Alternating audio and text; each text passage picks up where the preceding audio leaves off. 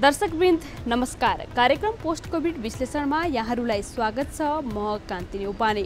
सन् 2019 को अन्त्यतिर चीनबाट सुरु भएको कोरोनाको प्रभावले विश्व नै प्रभावित बन्यो। यातायात, शिक्षा, स्वास्थ्य, पूर्वाधार लगायतका धेरै क्षेत्र प्रभावित भए भने कतिपय कल कारखाना बन्द हुने अवस्थामा पुगे। आज हामी मूलतः कोरोना नियन्त्रणमा आइसकेपछिको तरकारी तथा फलफुल व्यवसायका विषयमा चर्चा गर्नेछौँ। कोरोनाले प्रभावमा परेको यो व्यवसाय अहिले के कसरी पुनरुत्थान गर्दैछ र सुधारका लागि के कस्ता कामहरू गर्न सकिन्छ भन्ने विषयमा आज हामी चर्चा गर्नेछौँ। त्यसका लागि हेरौँ यो रिपोर्ट। हरेक देशको अर्थतन्त्र सुधारको मेरुदण्डका रूपमा साना तथा मझौला एसएमई व्यवसायलाई लिने गरिन्छ। ससाना उद्योग तथा व्यापार व्यवसायमा लागेका चिया पसलदेखि लिएर रेस्टुरेन्ट व्यवसायी, तरकारी पसल, घरेलु उद्योग आदिले देशको अर्थतन्त्र सुधारमा महत्त्वपूर्ण टेवा पुर्याउँदै आएका छन्। तर कोरोनाले देशका सबै व्यवसायलाई प्रभावित बनाउँदा तरकारी तथा फलफुल व्यवसाय पनि निकै प्रभावित बन्यो। लाखौं रुपियाँ लगानी लगाएर उत्पादन भएका तरकारी बजारमै कुहिने अवस्था आयो भने बजारसम्म तरकारी पुर्याउने ढुवानीका साधनको समेत अभाव भयो। तर तरकारीले अत्यावश्यक वस्तुको रूपमा वर्गीकरण गरिएको हुँदा अन्य क्षेत्र जस्तो पूर्ण रूपमै ठप्प भने भएन। समय समयमा तरकारी, फलफुल तथा किराना पसल खुल्ने हुँदा व्यापारीहरूले राहत महसुस गरे। यद्यपि कोरोना कालमा प्रभावित बनेको तरकारी तथा फलफुल व्यवसाय अझै पनि यथावत स्थितिमा फर्किन नसकेको व्यापारीको गुनासो छ। कोरोनामा अब एनी टाइम हुँदैन। अब 1 घण्टा 2 घण्टा व्यापार हुन्छ। त्यसको त्यो टाइममा जतिले हुन्छ त्यतिले बेच्ने हो। अनि अब त्यही बेचेअनुसार बिहान 2 घण्टा 1 घण्टामा व्यापार गरेर जाने हो। त्यही त हो नि, प्रभाव भने त्यही त हो नि। एनी टाइम बेच्न पाइँदैन। त्यसको लागि त अब समस्या त भइहाल्छ नि कोरोनाले। सामान अब कति आउँछ त्यो बेलामा अब यति सामान आउँछ भन्ने कुरो होइन। अब हतारले अब कोरोनाको बेलामा यति टाइममा बिग्छ भन्ने हिसाबले टिपेर पठाएको हुन्छ। अब बिहान अब उचित मूल्यमा बेच्न पाइँदैन। अब उचित मूल्यमा बेच्न नपाएपछि कति अब 5,000 10 कति सामान आउँछ 20,000 त्यस्तैको सामान आयो भने 5,000 2,000 अब त्यस्तै घाटा पर्नु परिहाल्छ नि। छैन अहिले न्यून छ, बजार त्यस्तो चलेको छैन। कोरोना भन्दा पछाडि व्यापार त्यस्तै राम्रो छैन। पहिला जति थियो त्यसको आधा पनि छैन अहिले। समस्या भनेको त के भने अब यहाँ राम्रो पार्किङको व्यवस्था छैन। अब यहाँबाट बाहिर ग्राहकहरू आउनुहुन्छ, ग्राहकहरूले ल्याएर गाडी पार्किङ गर्ने ठाउँ छैन। बाहिर राख्ने हुन्छ, ट्राफिकहरूले अब त्यही बाहिर राखेको ठाउँमा चिडेहरू काटिदिन्छ। समस्या दुःख दिन्छ ट्राफिकहरूले। अनि त्यसपछि अब भनेको जसरी ग्राहकहरू अहिले तरकारी किन्न अब आउँदैनन्। अब जहाँ नजिक छ, अब अहिले धेरै उपत्यकाभित्र धेरै बजार छन्, बाहिर जान्छन्। अहिले कालीमाटी तरकारी अब होलसेल पहिला भनेको मेन ठुलो होलसेल बजार भनिन्थ्यो। अहिले त्यसको त्यो भन्न छैन अहिले के त्यसमा। त्यो समस्याहरू त्यही त हो नि। कोरोना बेलामा हाम्रो तरकारीहरू धेरै बिगेन। अब उताबाट ल्याएको तरकारी हामीले धेरै फाल्नु पऱ्यो नि त्यतिखेर। अब लगभग हामीले पनि अब त्यो बेला कोरोना बेलामा तरकारी नबिग्रेर धेरै फाल्नु पऱ्यो। बजार एकछिन बिहान मात्रै खुल्यो होइन, दिउँसो खुलेन। त्यही भएर अब तरकारी चाहिँ धेरै अब घाटा पऱ्यो। अहिलेको बजार पनि त्यति चलेको छैन। अब तपाईँको सबै तरकारी सस्तो छ होइन। अब तपाईँको यहाँ बन्दा हेर्नु 35-40 रुपियाँ किलो छ। यो टमाटर यो क्रियरको 700-600 रुपियाँ बिग्रिरहेको छ होइन। अब भेन्टा अब 20-25 रुपियाँ किलो बिग्रिरहेको छ। अब इस्कुस किलोको 10 रुपियाँ छ। तरकारी त्यस्तो भाउ छैन अहिले। अब पहिला छैन क्या अहिले तरकारीको बजार छैन अहिले। यो तरकारीको राम्रोसँग व्यवस्थापन भएन क्या तपाईँको मेन कुरो होइन। अब तरकारी अब यहाँ त प्रायः सबै जिल्लाबाट आउँछ नि कालीमाटीबाट। अब कालीमाटीबाट यहाँ जाने भनेको बल्खु, धुमराई, जडीबुटी होइन, यहाँबाट सबतिर जान्छ। तर त्यस्तो यो भावै छैन क्या तपाईँको। अब जतिले नै बेचिरहन्छ सामानहरू। चाडपर्वका समयमा व्यापारमा वृद्धि भए पनि पछिल्ला दिनहरूमा भने ग्राहकको चहलपहल न्यून हुँदै गएको छ। तर एउटै जमिनमा अन्य खेतीका तुलनामा तरकारीबाट बढी आय आर्जन हुन सक्ने हुँदा साना किसानका लागि तरकारी खेती आय आर्जनको गतिलो स्रोत समेत बन्दै आएको छ। कृषि गणना अनुसार नेपालमा सबैभन्दा बढी तराई क्षेत्रमा 19,60,000 टन तरकारी उत्पादन हुन्छ। उक्त क्षेत्रमा 1,37,000 हेक्टरमा तरकारी खेती गरिन्छ भने पहाडी क्षेत्रमा 94,000 हेक्टरमा तरकारी खेती गरी वार्षिक 12,24,000 टन तरकारी उत्पादन गरिन्छ। यसैगरी हिमाली क्षेत्रमा 14,000 हेक्टरमा तरकारी खेती गरी 1,15,000 टन तरकारी उत्पादन हुने गर्दछ।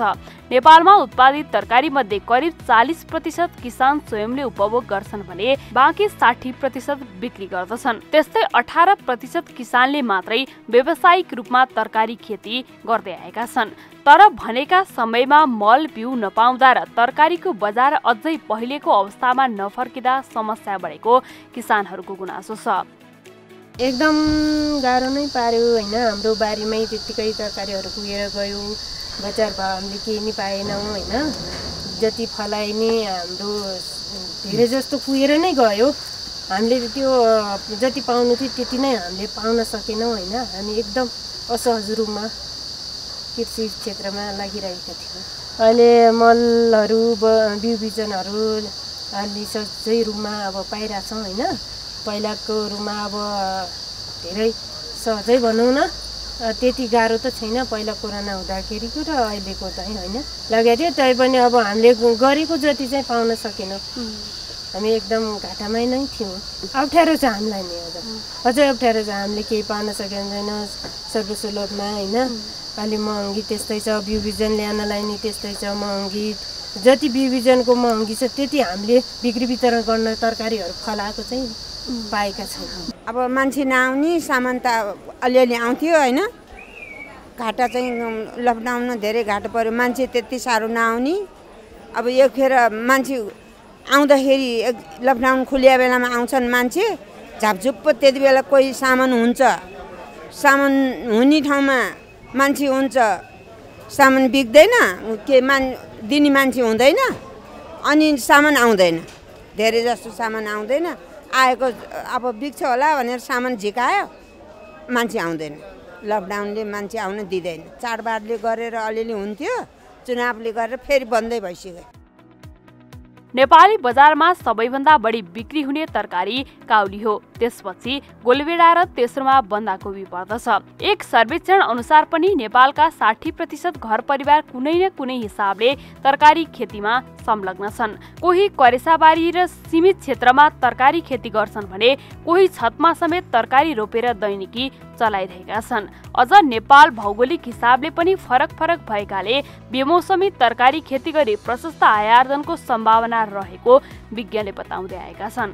विशेष गरी काँक्रा, फर्सी, खुर्सानी, लसुन, प्याज, काउली, गोलभेडा, डल्ले खुर्सानी आदि बेमौसमी खेती गर्न सकिने तरकारी हुन्। यी बेमौसमी तरकारी 1 हेक्टरमा लगाउँदा वार्षिक 1 लाखदेखि 1.5 लाख रुपियाँसम्म नाफा गर्न सकिने तरकारी बाली सर्वेक्षणले देखाएको छ। तर पछिल्ला दिनहरूमा कोरोना जस्ता महामारी अनि खेती गर्नका लागि सिँचाइ, मल बिउ बिजन र दक्ष जनशक्तिको पर्याप्तता नहुँदा तरकारीमा परनिर्भरता बढेको तथ्याङ्कले देखाउँछ। तसर्थ गुणस्तरीय तरकारीको उत्पादनमा कृषक, सरकार र उपभोक्ताको पहल हुनु अत्यावश्यक छ।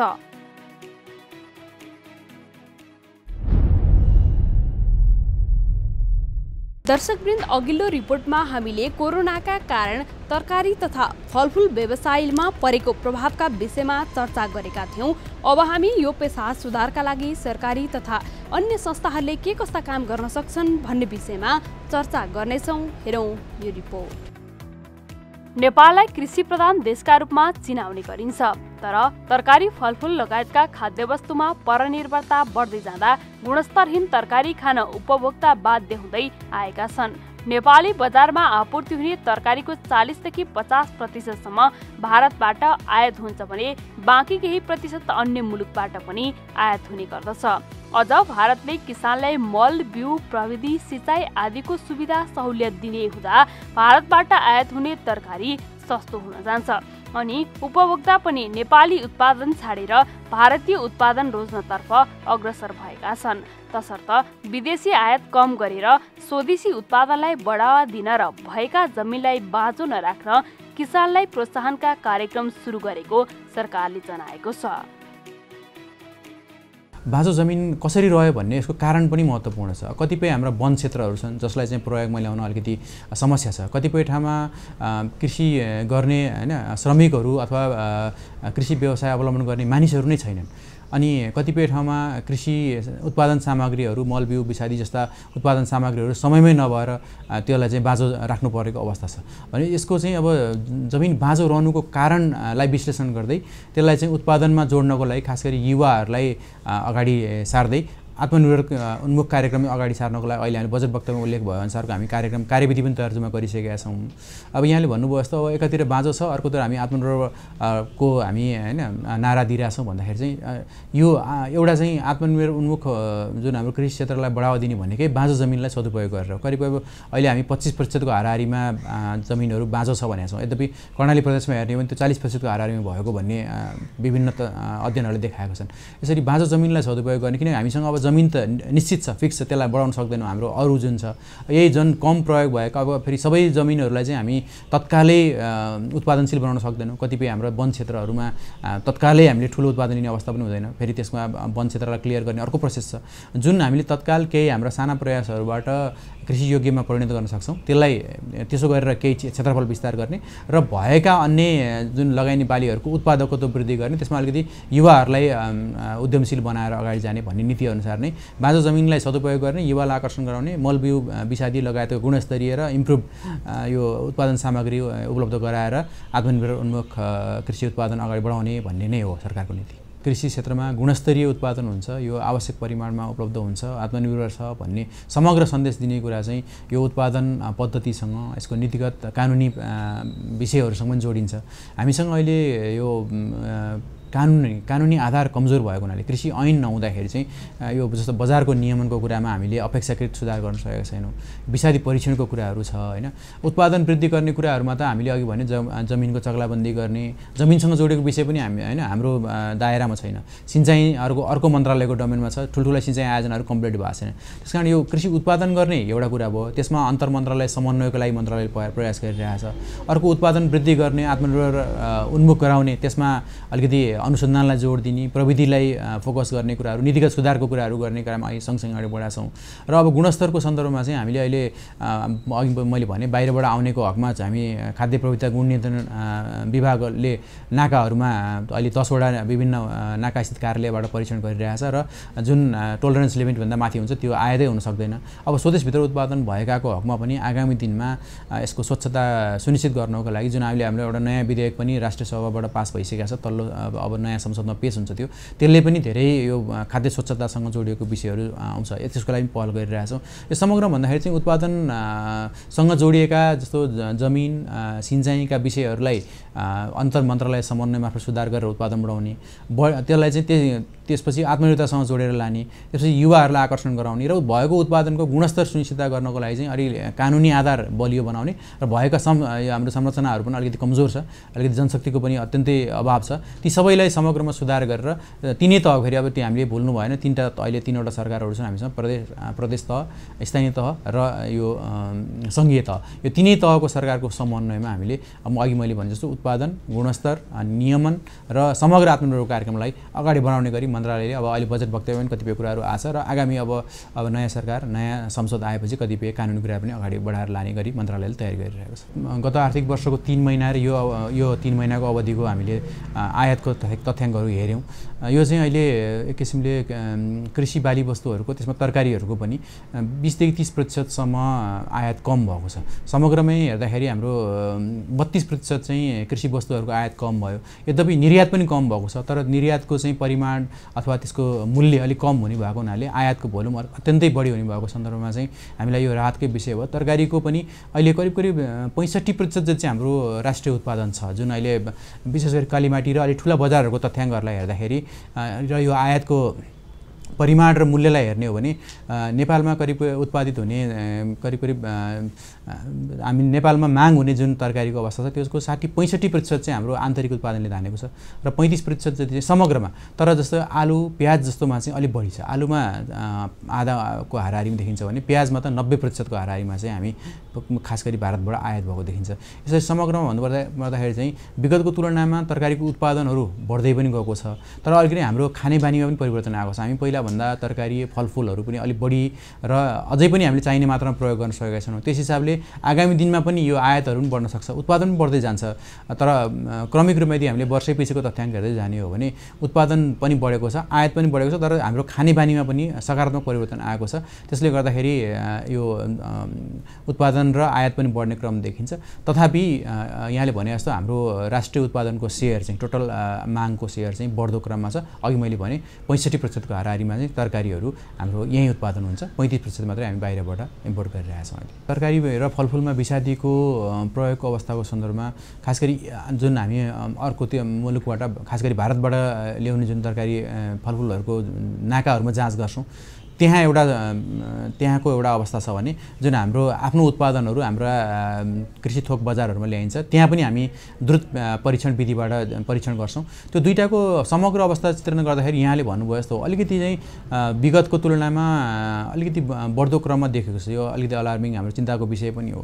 यो जुन खास गरी हाम्रो यहीँ उत्पादन भएका कृषि वस्तुहरू विशेष गरी तरकारी फलफुलमा चाहिँ यो मात्रा बढेको देख्छ। आयातको त हाम्रो के हुन्छ भने त्यहाँ यदि त्यस्तो विषादीको मात्रा बढी देखियो अथवा रातो रङ भन्छौँ त्यो देखियो भने हामी त्यसलाई डम्प गर्छौँ होइन, अथवा चाहिँ त्यो फिर्ता जान्छ। तर अब हाम्रो जुन यहीँ नेपालमै उत्पादन भएको कृषि वस्तुहरू त्यो फिल्डमा अथवा साइटमा नै परीक्षण हुनुपर्ने, हामी कहाँ अहिले त्यो नभएर हाम्रो बजारमा ल्याइसकेपछि परीक्षण गरिन्छ। अब बजारमा जस्तो उदाहरणको लागि कालीमाटीमा ल्याएपछि हामीले स्याम्पल लियौँ, अब त्यसको चाहिँ नतिजा आउन केही समय लाग्छ, तर त्यो बिचमा कृषि उपजहरू चाहिँ बिक्री वितरण भइसकेको हुन्छ होइन। त्यसले गर्दाखेरि फेरि त्यसको हामीसँग यो ऐन पनि छैन यसलाई चाहिँ होइन यहाँ नष्ट गर्ने जुन अलिअलि कानुनी व्यवस्थाहरू नहुँदाखेरि को कारणले गर्दाखेरि पनि जुन जे जति देखिन्छ यद्यपि त्यो त्यस्तो अलार्मिङ छैन यो होइन। जस्तो हामीले दैनिक हामीले मानिलिउँ 50वटा स्याम्पल गऱ्यो भने त्यो एउटामा पनि देखिएको छैन। तर समग्रमा हामीले महिनाभरि वा 3 महिनामा गरेको अध्ययनहरूले चाहिँ जस्तो हामीले 1000वटा गर्दाखेरि चाहिँ 10वटा 15वटा स्याम्पल देखियो। यद्यपि एउटा पनि देखिनु हुँदैन थियो होइन, त्यो हामीले जुन टोलरेबल लिमिटभन्दा बाहिर जानु राम्रो होइन र गत वर्षको यही अवधिको तुलनामा थोरै वृद्धि भएको देखिएको छ। यसमा चाहिँ अलिकति अवेरनेसको कुराहरू है सचेतनाको कुराहरू अलि थप लानुपर्ने देखिएको छ। नेपालका किसानलाई पनि मल, बिउ, कृषि औजार तथा सिँचाइमा सरकारले सहुलियत दिएर भारतीय बजारसँग प्रतिस्पर्धी बनाउन अनुदानका कार्यक्रम सुरु गरिएको कृषि मन्त्रालयले जनाएको छ। हुन त नेपालमा कृषि क्षेत्र सुधारका लागि बाली अनुसन्धान विभाग पनि गठन गरिएको छ। जिल्ला कृषि विकास कार्यालय तथा विभिन्न अन्तर्राष्ट्रिय तथा राष्ट्रिय गैर सरकारी संस्था पनि तरकारी खेतीमा सहयोग लिएर बेमौसमी तरकारी उत्पादन प्याकेज, प्लास्टिक घर निर्माण प्रविधि, कीटनाशक औषधि विहीन उत्पादन प्याकेज, शून्य ऊर्जा शीत भण्डार प्रविधि, पोस्ट हार्वेस्ट व्यवस्थापन प्याकेज लगायतका प्राविधिक प्याकेज दिने काम पनि केही जिल्लामा हुँदै आएका छन्। तर पनि नेपाल कृषिमा आत्मनिर्भर हुने सम्भावना अहिलेसम्म नदेखिएको विज्ञहरू बताउँछन्। मूलत अब यो उत्पादनको क्षेत्रमा सरकार जिम्मेवार हुनु पर्यो। सरकार जिम्मेवार छैन भन्छु म, किनभने खास गरी उत्पादन भनेको स्थानीय तहमा हुने कुरा हो र यो स्थानीय सरकारले यसको जवाबदेही र जिम्मेवारी लिने व्यवस्थाहरू बनाउनुपर्छ। अर्कोतिर यो कुराहरूलाई प्रवर्धन गर्ने हाम्रो सरकारी निकायहरू छ, कृषि मन्त्रालय छ, विभाग छ होइन, यसका सरकारवालाहरू छन्। उनीहरूको यो उत्पादन बढाउने तर्फको ध्यानहरू चाहिँ पर्याप्त छैन भन्ने लाग्छ अहिले। त्यो दुईटा कुरा नसपारिकन अरू कुराको धेरै अर्थ छैन भन्ने लाग्छ। त आत्मनिर्भरको कुरा गरिरहँदा मुख्य कुरा के भने यो खेती गर्ने उद्यमीहरूलाई खेतीमा टिकिराख्न कसरी सघाउन सक्छौँ होइन, उनीहरूको आफ्नो खेतीलाई नाफामूलक कसरी बनाउन सक्छौँ भन्ने नै पहिलो कुरा। त्यसको 2-3टा छ। एउटा उत्पादन लागत घटाउनु पऱ्यो भने अर्को बजारको चाहिँ सुनिश्चितता गर्नु पऱ्यो। त्यो दुईटा कुरा नभइकन चाहिँ कुनै पनि उद्यम फस्टाउँछ भन्ने लाग्दैन। एउटा त बन्द हुँदैछ भनेपछि मान्छेहरूलाई एक खालको सामाजिक मनोविज्ञानको हिसाबले अलि आतंकित भयो। दोस्रो कुरा चाहिँ खास गरी सहरी क्षेत्रमा खाद्य वितरणहरू चाहिँ एकदमै प्रभावित भयो, किनभने हाम्रो के भयो भने हामी सामूहिक हिसाबले अलि सहकारिताका हिसाबले सहकार्यका हिसाबले काम गर्ने हाम्रो त्यसको संस्कृतिहरू मासिँदै गयो, धेरै बजारमुखी भयौँ। त्यसो हुँदाखेरि अब आफ्नो सुरक्षित गर्न कसरी जगेर्ना गर्ने भन्नेमा धेरै मान्छेको ध्यान गयो। र अर्को दोस्रो महत्त्वपूर्ण कुरा के थियो भने यहाँ स्थानीय उत्पादन थिएन अनि अलिअलि भएको उत्पादन पनि किसानको बिक्री वितरण भइरहेको थिएन। त्यस्तो अवस्थामा चाहिँ त्यो किसानहरू झन् दोहोरो मारमा पर्यो। एकातिर उत्पादन गर्नका लागि चाहिने सेवा सामग्री सुविधाहरू पुगेन भने अर्कोतिर भएको उत्पादनहरू बिक्री भएन। र तेस्रो चाहिँ आम उपभोक्ताको कुरा गर्दा सहरी क्षेत्रमा चाहिँ हाम्रो वितरण प्रणालीको समस्याले गर्दा मान्छेहरूले अलिअलि पैसा हुनेले धेरै जगेर्ना गर्ने र अरू मान्छेहरूले किनेर खान नपाउने वा महँगीमा पर्ने जस्तो अवस्थाहरू भयो। मूलत यही 3-4वटा कुरा भयो। त्यसरी हेर्दाखेरि खास गरी कोरोनाका बेलामा महिलाहरू त्यसमा पनि अलि श्रमिकहरू चाहिँ अलि धेरै नै अप्ठ्यारो स्थितिमा पर्नुभयो। नेपालमा उत्पादन हुने बेमौसमी तरकारीलाई रासायनिक मलखाद तथा कीटनाशक विहीन बनाउन तथा प्लास्टिक घरको प्रयोगलाई लोकप्रिय बनाउने हो भने विदेशमा समेत तरकारी निर्यात गरी गरिबी न्यूनीकरणमा सहयोग पुग्न सक्ने विज्ञहरूको विश्वास छ। यसैगरी पहाडी क्षेत्रमा बेमौसमी तरकारी उत्पादनलाई प्रोत्साहन गर्न सकिए छिमेकी मुलुकको बजारलाई समेत आकर्षित गर्न सकिन्छ। त्यस्तै सरकारले प्याज, कागती जस्ता खेतीका लागि पकड क्षेत्र घोषणा गरे पनि उत्पादन खासै नबढ्दा परनिर्भरता बढेको देखिन्छ। तसर्थ तरकारी सङ्कलन केन्द्र तथा शीत भण्डारको व्यवस्था, व्यावसायिक तरकारी खेतीको विस्तारका लागि आवश्यक पर्ने औजार खरिद, तरकारी ओसार पसार गर्न आवश्यक यातायातको साधन खरिदमा 30% लगानी हुने हो भने नेपाली उत्पादनले माग धान्न सक्ने देखिन्छ। तसर्थ रासायनिक मलको उपलब्धता र कीटनाशक औषधिको प्रयोगको कमीबारे पनि ध्यान पुर्याउने हो भने नेपालमै गुणस्तरीय तरकारी उत्पादन हुन सक्दछ। अन्यथा कोरोनाले प्रभावित तरकारी व्यवसाय थप परनिर्भर हुने र नेपाली पैसा विदेशिने सम्भावना उच्च रहन्छ। दर्शकवृन्द, हामी कार्यक्रमको अन्त्यतिर आइपुगेका छौँ।